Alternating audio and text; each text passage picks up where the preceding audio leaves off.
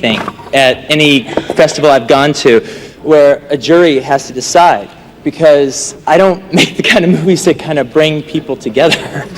Quentin Tarantino has never been known for doing things quietly. When he cuts ties with an actor, it rarely happens behind closed doors. It becomes a story people talk about for years. Unlike many Hollywood directors who simply stop making calls, Tarantino's conflicts often leave a lasting mark. For more than 3 decades, he has built a filmmaking legacy unlike any other. From Reservoir Dogs and Pulp Fiction to Django Unchained and Inglourious Basterds, his movies are packed with unforgettable characters, razor-sharp dialogue, and a level of creative control that few directors can match. On a Tarantino set, every detail matters. Every actor is carefully chosen. And when someone doesn't fit his vision, there's usually no second chance. Despite working with stars like Samuel L. Jackson, Uma Thurman, Christoph Waltz, and Brad Pitt, not everyone has remained part of Tarantino's inner circle. Some actors found themselves permanently shut out of his cinematic universe, and the reasons behind those decisions are often more dramatic than fans realize. One of the earliest examples was Lawrence Tierney, the veteran actor cast as crime boss Joe Cabot in Reservoir Dogs. On paper, the choice seemed perfect. Tierney was a respected Hollywood tough guy with a reputation that matched the gritty world Tarantino wanted to create.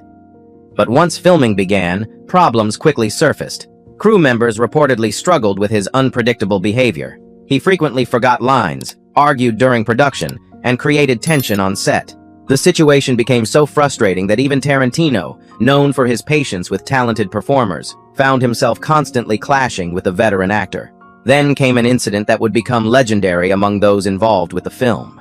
During a heated disagreement over a scene, voices were raised, tempers exploded, and the relationship between director and actor was pushed to the breaking point. It was a conflict that Tarantino would never forget. When Lawrence Tierney finally stormed off the set, the situation had already reached a boiling point. But what happened next shocked everyone.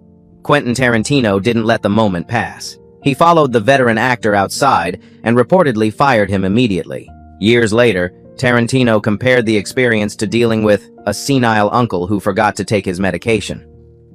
It was a harsh description, but many people involved with the production claimed it wasn't far from reality. Cast members later recalled that Tierney's unpredictable behavior affected the entire atmosphere on set. According to Michael Madsen, every shooting day felt like a gamble. No one knew whether scenes would be completed smoothly or whether another explosive confrontation was waiting around the corner. For a young director making his first feature film, the pressure was enormous. Tarantino had originally admired Tierney. In fact, he had envisioned him for the role from the very beginning. But admiration can only survive for so long when chaos takes over. As the tension grew, the director's patience disappeared. Long before filming wrapped, the relationship had already been damaged beyond repair. And once Reservoir Dogs became a cultural phenomenon, something curious happened. Tarantino rarely spoke about Tierney. There were no nostalgic stories, no public praise, and no attempts to reconnect. It was as if the actor had been quietly removed from an important chapter of the director's history. For Tarantino, some bridges aren't burned dramatically, they simply vanish forever. Then came Bruce Willis. When Pulp Fiction exploded onto screens in 1994, it changed Hollywood overnight. The film revived careers, redefined independent cinema, and turned its cast into icons. For Bruce Willis, it arrived at the perfect moment. After several disappointing films, he needed a comeback, and Tarantino gave him one. Yet behind the scenes, the partnership wasn't as smooth as it appeared. Willis was a major Hollywood star known for confidence, improvisation, and doing things his own way. Tarantino, on the other hand, demanded precision. Every line mattered. Every pause had a purpose. As their creative styles collided, a quiet tension began to grow, one that neither man would ever fully forget. While John Travolta and Samuel L. Jackson became 2 of Quentin Tarantino's most trusted collaborators, Bruce Willis followed a very different path. Despite delivering one of the most memorable performances in Pulp Fiction, he never truly became part of Tarantino's inner circle. There were no future collaborations, no highly publicized friendship, and no signs that the 2 men ever developed the creative bond Tarantino is known for sharing with his favorite actors. What's interesting is that the distance was never openly discussed. Tarantino rarely criticizes Willis, but he rarely talks about him either. In interviews celebrating Pulp Fiction, he often praises the cast as a whole, yet Bruce Willis's name somehow remains on the sidelines. For a filmmaker famous for bringing the same actors back again and again, that silence is impossible to ignore. Willis, meanwhile, has always remained professional. He never publicly attacked Tarantino or spoke negatively about their experience working together. Yet he also never seemed eager to highlight Pulp Fiction as a defining chapter in his career comeback. The result is one of Hollywood's most curious creative disconnects. Two successful collaborators who simply never crossed paths again. Then there was George Clooney. At first glance, Clooney and Tarantino seemed destined to become longtime creative partners. Their collaboration on From Dusk Till Dawn was a success, blending crime, horror, and dark humor into a cult classic that helped elevate Clooney's movie career while showcasing Tarantino's unique storytelling style. But instead of growing closer, the relationship slowly unraveled.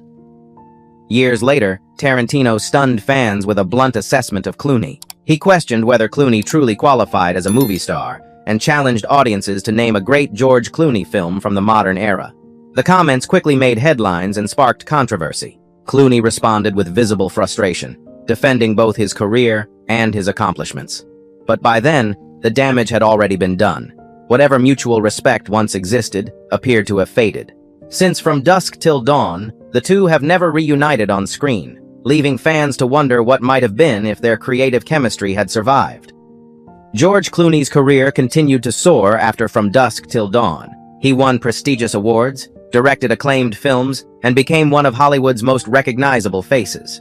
Yet despite all that success, one thing never happened again: he never returned to a Quentin Tarantino project. For most actors, that might not mean much, but in Tarantino's world, it stands out. The director is famous for bringing back performers he trusts. Samuel L. Jackson, Uma Thurman, Christoph Waltz, Michael Madsen, and Brad Pitt all became recurring figures in his cinematic universe. Clooney didn't. What's even more revealing is Tarantino's attitude whenever the topic comes up. He rarely revisits the controversy. He doesn't explain it away or soften his earlier comments. Instead, there's simply a wall of silence. And sometimes, silence can say more than an argument ever could. But if the split with Clooney was quiet, the next feud was anything but. This wasn't just a disagreement between two filmmakers. It was a clash that ignited headlines across Hollywood and divided audiences for years. On one side stood Quentin Tarantino. On the other was acclaimed director Spike Lee. The conflict first gained momentum when Jackie Brown was released in 1997. Spike Lee openly criticized Tarantino's frequent use of racial language in his films, arguing that the filmmaker seemed unusually fascinated with it. His comments quickly sparked debate and put Tarantino on the defensive. Tarantino responded forcefully. He rejected the criticism and insisted that no artist should dictate what another creator can or cannot say. What followed was a series of public remarks that transformed a creative disagreement into a personal feud. Then came Django Unchained. Spike Lee condemned the film before even watching it, arguing that the subject matter was too painful and important to be treated in that way. Tarantino fired back with comments that only deepened the divide. The exchanges became increasingly sharp, and any chance of reconciliation appeared to disappear. Years later, neither man has shown interest in repairing the relationship. They remain influential filmmakers, but their paths rarely cross. What began as criticism eventually became one of Hollywood's most famous and enduring creative rivalries. Steve Buscemi wasn't just another actor in Reservoir Dogs. He was one of the key faces that helped introduce Quentin Tarantino to the world. As the sharp-tongued Mr. Pink, Buscemi delivered one of the film's most unforgettable performances and quickly became a fan favorite. Most people expected that success to lead to a long creative partnership with Tarantino. Instead, something unexpected happened. After Reservoir Dogs, Buscemi quietly disappeared from Tarantino's cinematic universe. Over the years, fans have speculated about why. One of the most persistent stories traces back to the movie's famous opening diner scene, where Mr. Pink argues against tipping waitresses. According to rumors shared by crew members and industry insiders, the dialogue may have been inspired by real conversations that took place during production. Some even claimed Buscemi expressed similar opinions off-camera, creating tension behind the scenes. Whether the story is true or not, one fact remains: Tarantino never brought him back. While fellow Reservoir Dogs stars like Tim Roth and Michael Madsen became recurring members of Tarantino's inner circle, Buscemi was noticeably absent from later classics such as Pulp Fiction, Kill Bill, and The Hateful Eight. Buscemi never publicly criticized the director. Instead, he built an impressive career with acclaimed projects like Fargo and Boardwalk Empire. Yet the silence between the two filmmakers never went unnoticed. For a director famous for rewarding loyalty and repeatedly working with actors